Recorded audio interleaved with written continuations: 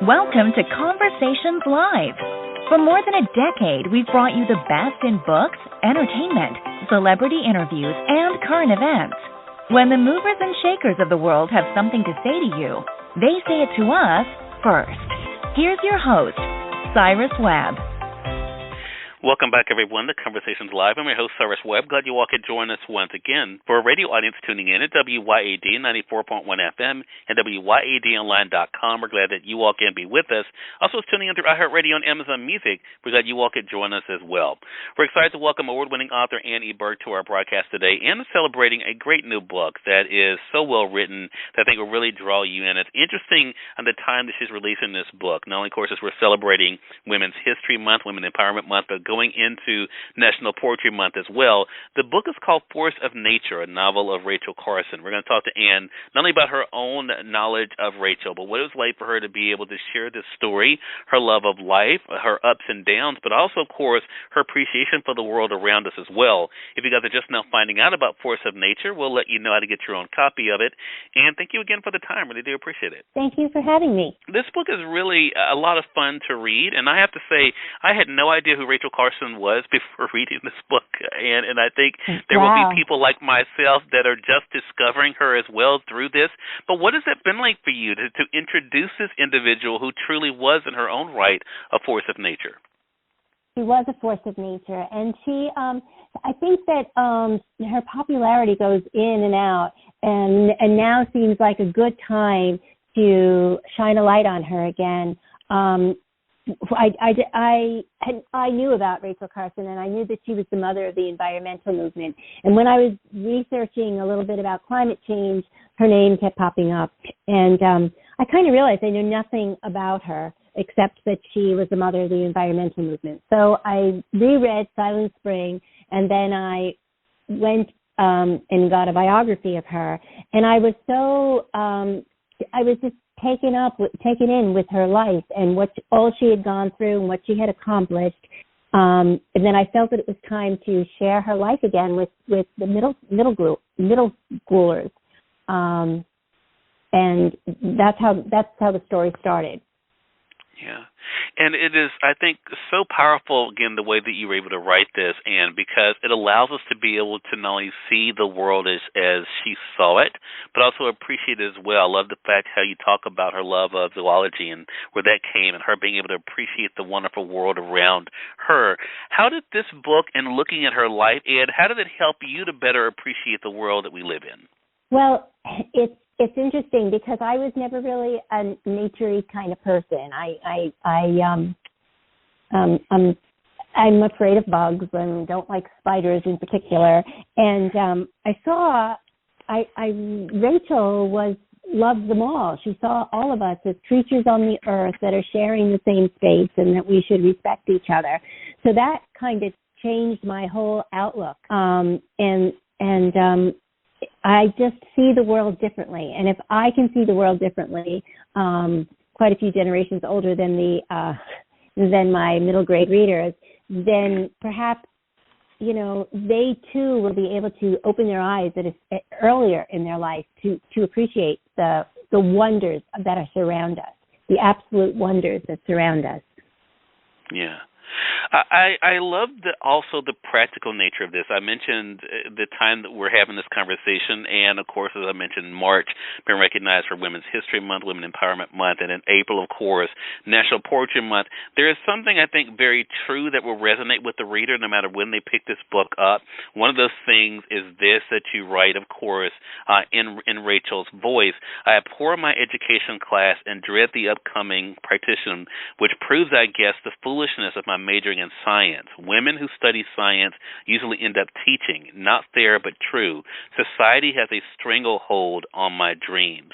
If only I could change society and the world. I want to talk about that because I think there are a lot of people in 2024 who feel the same way. What was it like for you giving that voice to Rachel, but also thinking of the world that we live in now? Well, sometimes we think we've come such a long way, but we haven't.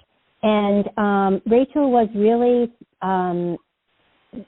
discouraged from going into science, and she didn't want to be a teacher. And so I think that these are I thought we were further along, but apparently we are not. And society is telling us what and when we can do things, and what a woman can do and what she can't, and taking making decisions for us that should be our decisions to make. So I think that what Rachel, aside from what she teaches us about nature, and aside from what she teaches us about getting through difficulties in life, she is also teaching us to use our voice and to believe in our voice, to have the courage to believe in ourselves when nobody else might. Right. Speaking of that, you do write about the accomplishments as well. You write about Rachel, of course, receiving the National Book Award. I want to read that and kind of talk about your own success as well, Anne, because you wrote in the book, speaking as Rachel, what was it my fifth grade teacher, Ms. Cash, said? A writer looks, listens, feels, and wants to share what they discover with the world. All my life I've been observing and listening. Now it is my turn to speak. What has that been like for you, Anne, to be able to use your own voice and to share it with the world and to have it being received the way that it is? It's kind of the same thing. I was a very quiet child, and when I was in 8th grade, bequeathed a microphone, so I would use my voice a little louder. I was a very shy child, and so writing empowered me because I could use my voice and I could amplify my voice through my books. And I was also a teacher, and I know not a lot of kids. It's not that easy to get up and speak in front of a group or to do whatever. And so I really think that for me it's empowering, and I think for students too, or for kids too, it's empowering to realize that you have a voice and you have to find a way to use it. And so that's what writing has been for me. It's been a gift. But I was always the kind of writer, I used to say, even if nobody ever published me, and I'd still write, and which is pretty much true. Even if I never got published, I would still be writing. So the explosion in my heart came when I actually were reading words I wrote. That was a pretty amazing thing. And I think it was amazing for Rachel too, to realize that there's ways to use our voices even though we're not the loudest in the room. I'm going to talk around this next part, Anne, and that is as you talk about her challenges that you face, especially when it comes to her health scares and things that she experienced there. What was it like for you to kind of to give voice to her anxiety, but also the fears that so many people can relate to when it comes to things happening that are outside of their control with their bodies? That's a good question. I really took my inspiration from Rachel, and Rachel is, I think, can help all of us to face our fears and the terrible things that happened. And aside from her health, she lived through 2 world wars, the pandemic, the Great Depression, years of financial struggle. So, and she had a real sense. Because she had a sense of nature, she had a real sense that darkness comes, but then so does the dawn. Winter comes, but then so does the spring. And so I think that that is something for me to remember, but it's also something for our readers to remember in difficult times, especially if we use our voice, that we can make things better. We can change the world. We're not helpless.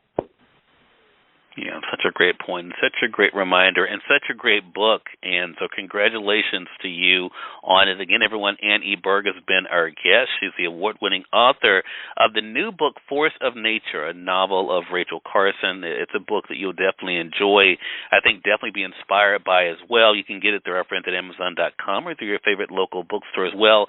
And I appreciate your time today. How can our audience stay connected with you? AnneBurg.com.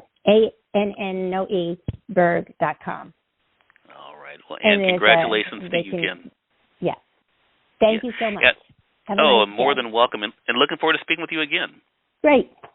All right. And we thank your audience for tuning in to another great segment of Conversations Live. Until next time, I'm your host, Cyrus Webb. Saying as always, enjoy your day, enjoy your life, enjoy your world. Thank you all for choosing Conversations Live. And let's go make today amazing. Take care.